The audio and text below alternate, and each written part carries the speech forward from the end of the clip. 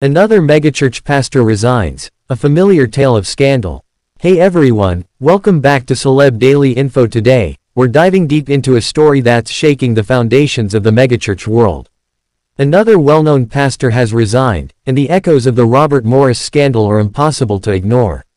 What does this mean for faith communities, and how can we learn from these unfolding dramas? Stick around as we unpack the details, explore the implications, and spark a conversation about accountability and trust in our spiritual leaders. Let's get started. In the ever-evolving landscape of megachurches, the resignation of yet another high-profile pastor has sent shockwaves through the faith community and beyond. This latest development seems to echo the recent scandal surrounding Robert Morris, founder of Gateway Church, and raises critical questions about accountability, leadership, and the culture within these massive congregations. The pastor in question, whose name has become synonymous with rapid church growth and charismatic preaching, announced his resignation amid allegations of misconduct. While specific details are still emerging, the similarities to the Robert Morris scandal are striking. Both pastors experienced meteoric rises to fame and influence, only to find their legacies tarnished by allegations that have left their congregations and communities grappling with disappointment and confusion. The pattern is all too familiar. A charismatic leader captivates a large following, often boasting unprecedented growth and a message of hope. However, behind the curtain, issues of accountability and transparency may lurk. In the case of Robert Morris, accusations of financial impropriety and personal misconduct led to his stepping down, prompting a broader discussion about the structures of power within megachurches. The recent resignation continues this narrative, raising alarms about the lack of oversight that can occur in such large organizations. With millions of dollars in donations and vast influence over their congregations, how can these leaders be held accountable? The question becomes even more pressing when the faithful are left in the wake of betrayal. For many, a pastor is not just a spiritual leader but a trusted confidant and a moral compass. The abrupt resignations can leave congregants feeling disillusioned, angry, and betrayed.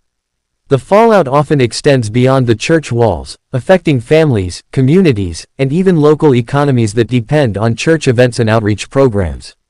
In the wake of these scandals, congregations must navigate their grief and disappointment while searching for new leadership.